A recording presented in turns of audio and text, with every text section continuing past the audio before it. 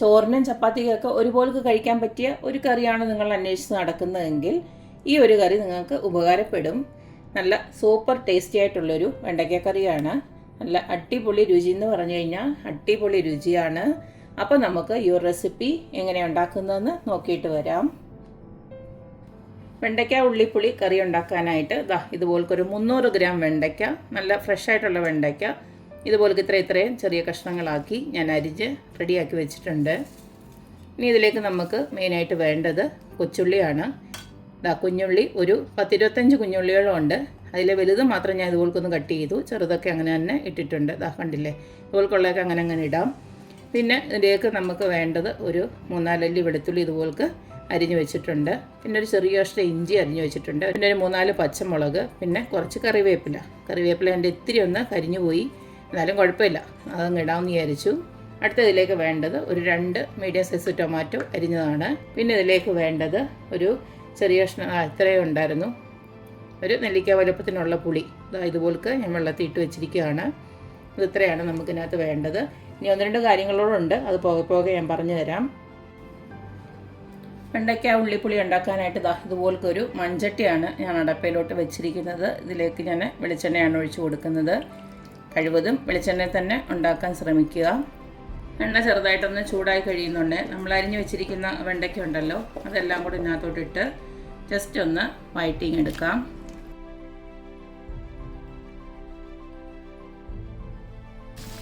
ഇനി ഇതിലേക്ക് നമുക്ക് കുറച്ച് ഉപ്പും, ഒരു 1/2 സ്പൂണ് ഉപ്പും, അതുപോലെ തന്നെ കുറച്ച് മഞ്ഞൾപ്പൊടിയോടെ ഞാൻ ഇട്ട് കൊടുക്കുന്നുണ്ട്. ഒരു 1/4 ടീസ്പൂൺ മഞ്ഞൾപ്പൊടി.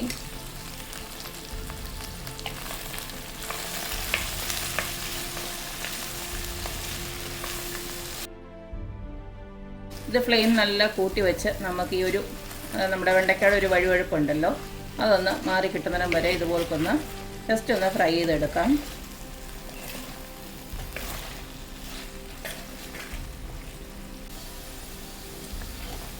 ഇപ്പോൾ കണ്ടില്ലേ, നമ്മുടെ വെണ്ടയ്ക്കകത്ത് ആ വഴുവഴുപ്പൊന്നുമില്ല, എല്ലാം ഒരുവിധം ഒന്ന് വെന്ത് വന്നിട്ടുമുണ്ട്. ഇതുപോലൊന്ന് ഫ്രൈ ചെയ്ത് വെണ്ടയ്ക്ക ഇടുമ്പോൾ നമ്മൾ പിന്നെ കറിയാക്കുമ്പോഴുണ്ടല്ലോ ഈ വെണ്ടയ്ക്ക അങ്ങനെ കുഴഞ്ഞു പോകത്തില്ല. ഇനി നമുക്കിങ്ങനെ കോരി അങ്ങ് മാറ്റാം.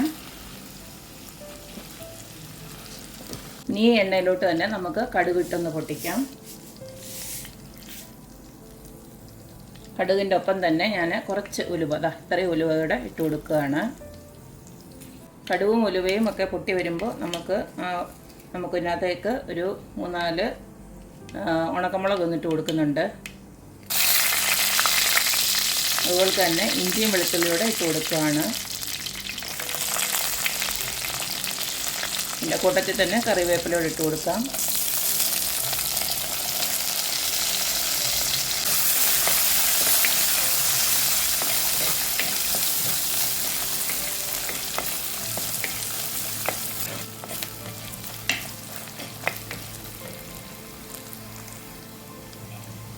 ഇഞ്ചിയും വെളുത്തുള്ളിയൊക്കെ ഒരുവിധം ഒന്ന് വാടി വന്നിട്ടുണ്ട്. ഇനി നമുക്ക് എടുത്തു വെച്ചിരിക്കുന്ന കൊച്ചുള്ളിയും അതുപോലെ തന്നെ പച്ചമുളകും ഇട്ട് കൊടുക്കാം.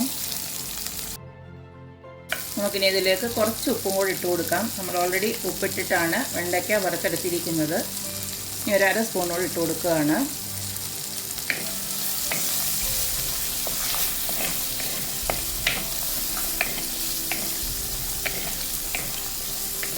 ഉള്ളിയൊക്കെ ഇതുപോലൊന്ന് നല്ലതായിട്ട് വാടി വന്നിട്ടുണ്ട്. ഈ സമയത്ത് നമുക്ക് ഈ ഉള്ളിയൊക്കെ ഇങ്ങനെ ഒന്ന് വകഞ്ഞ് മാറ്റിയിട്ട് ആ ഒരു എണ്ണയ്ക്കകത്തോട്ട് നമ്മുടെ പൊടികളൊന്ന് ഇട്ട് കൊടുക്കാം. ഈ സമയം ഫ്ലെയിമൊക്കെ ഒന്ന് നന്നായിട്ട് കുറച്ച് വെക്കണം. ആദ്യം തന്നെ ഞാൻ കുറച്ച് മഞ്ഞൾപ്പൊടി ഇട്ട് കൊടുക്കുകയാണ്, ഒരു 1/4 ടീസ്പൂണ്. അടുത്തായിട്ട് കൊടുക്കുന്നത് മല്ലിപ്പൊടിയാണ്, ഒരു 2 സ്പൂൺ ഇട്ട് കൊടുക്കുകയാണ്. ഇട്ട് കൊടുക്കുന്ന മുളക് പൊടിയാണ് കാശ്മീരി ചില്ലി, ഒരു 3 സ്പൂൺ ഇട്ട് കൊടുക്കുകയാണ്. നിങ്ങളുടെ എരിവ് അനുസരിച്ചിട്ട് ഇട്ട് കൊടുക്കാം.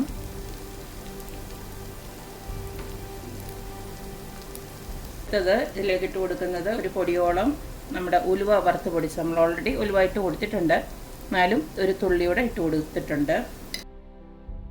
ഇതിലേക്ക് ഒരു പൊടിയോളം കായപ്പൊടിയോടെ ഇട്ട് കൊടുക്കുകയാണ്. ഇനി ഇതിലേക്ക് നമ്മൾ അരിഞ്ഞു വെച്ചിരിക്കുന്ന തക്കാളി അങ്ങോട്ട് ഇട്ട് കൊടുക്കാം. ഇനി ഇതിലേക്ക് നമ്മൾ ആ കുതിർത്ത് വെച്ചിരുന്ന പുളി ഉണ്ടല്ലോ, അതിൻ്റെ ഞാൻ നന്നായിട്ടൊന്ന് പിഴിഞ്ഞെടുത്തിട്ടുണ്ട്. അതിൻ്റെ വെള്ളം മാത്രമായിട്ട് ഒഴിച്ചു കൊടുക്കാം.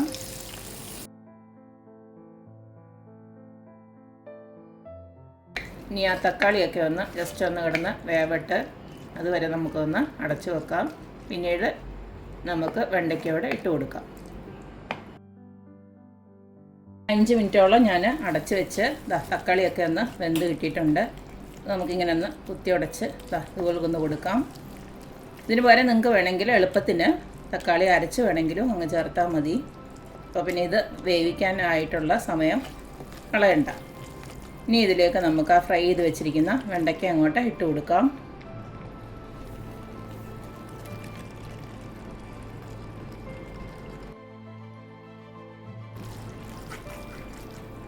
എല്ലാം ഒന്ന് ഇളക്കിയതിന് ശേഷം ചാറിന് ആവശ്യമായിട്ടുള്ള വെള്ളം കൂടെ ഒഴിച്ചു കൊടുക്കാം. ഞാനിപ്പം കുറച്ച് ചൂടുവെള്ളം ഒന്ന് റെഡിയാക്കി വെച്ചിട്ടുണ്ട്, അതങ്ങോട്ട് ഒഴിച്ചു കൊടുക്കുകയാണ്.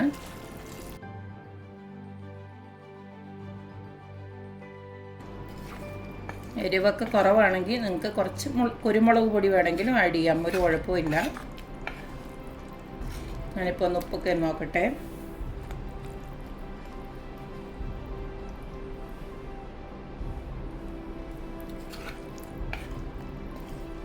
ഇത്തിരി ഉപ്പിൻ്റെ കുറവുണ്ട്, കാരണം നമ്മൾ പുളിയൊക്കെ ഒഴിച്ചുകൊണ്ട് ഇത്തിരി ഉപ്പ് മുന്നോട്ട് തന്നെ നിൽക്കണം. ഇപ്പോൾ 1/2 സ്പൂണ് ഉപ്പ് കൂടെ ഞാൻ ഇട്ട് കൊടുക്കുകയാണ്. അതുപോലെ തന്നെ കുറച്ചും കൂടെ ഞാൻ വെള്ളം ഒഴിക്കുകയാണ്. ഇത് ഇച്ചിരി കുറവാണ് വെള്ളം. ചൂടുവെള്ളം തന്നെ ഇത്രയോടെ ഒഴിച്ചു കൊടുത്തു. ഏകദേശം ഒരു 1.5 കപ്പോളം വെള്ളം ഒഴിച്ചു കൊടുത്തിട്ടുണ്ട്. ഉപ്പും പുളിയും എരിവും ഒക്കെ ആ വെണ്ടയ്ക്കലോട്ട് പിടിക്കാൻ വേണ്ടിയിട്ട് ഒരു 10 മിനിറ്റ് നമുക്ക് അടച്ചു വെച്ച് ഇത് ഒന്നും കൂടെ ഒന്ന് വറ്റിച്ചെടുക്കാം. ഒരു 5 മിനിറ്റ് ഞാൻ അടച്ചു വെച്ച് വേവിച്ചു. കണ്ടില്ലേ, എണ്ണയൊക്കെ തെളിഞ്ഞു, നമ്മുടെ കറിയൊക്കെ നല്ലതായിട്ട് വെന്ത് വന്നിട്ടുണ്ട്. പിന്നെ നിങ്ങൾക്ക് ഇത്രയും ചാറിന് ആവശ്യമില്ലെങ്കിൽ കുറച്ച് വെള്ളം ഒഴിച്ച് കൊടുത്താൽ മതി. ഇതിപ്പോൾ ഇങ്ങനെ ഇത്രയും ചാറൊക്കെ ആക്കുമ്പോൾ നമ്മുടെ ചോറിന് നല്ലൊരു സൈഡ് ഡിഷായി. ചോറിന് മാത്രമല്ല, ഇത് ചപ്പാത്തിക്കും നല്ലൊരു സൈഡ് ഡിഷാണ്. ഇനി നമുക്കിതിനകത്ത് ഒരു സാധനം കൂടെ ചേർക്കാറുണ്ട്. വേറൊന്നുമല്ല ശർക്കരപ്പൊടി. ഞാൻ ശർക്കരപ്പൊടി 1 ടേബിൾ സ്പൂണോളം ചേർക്കുന്നുണ്ട്. ഇതുപോലൊന്ന് ചേർത്ത് കൊടുക്കാം. നല്ല ശർക്കരപ്പൊടി ആയതുകൊണ്ടാണ് ഞാൻ ഇങ്ങനെ തന്നെ ചേർത്തത്. അപ്പോൾ ഇത്രയേ ഉള്ളൂ, നമ്മുടെ അടിപൊളിയായിട്ടുള്ള വെണ്ടയ്ക്ക ഉള്ളിപ്പുളി ഇവിടെ റെഡി ആയിട്ടുണ്ട്. വളരെ ഈസി ആയിട്ട് ഉണ്ടാക്കാവുന്ന ഒരു ഡിഷാണ്. എല്ലാവർക്കും ഒരുപോൾക്ക് ഇഷ്ടവുമാവും. എല്ലാവരും ഇതുപോൽക്കൊക്കെ ഒന്ന് ട്രൈ ചെയ്ത് നോക്കുക, അഭിപ്രായങ്ങൾ അറിയിക്കുക.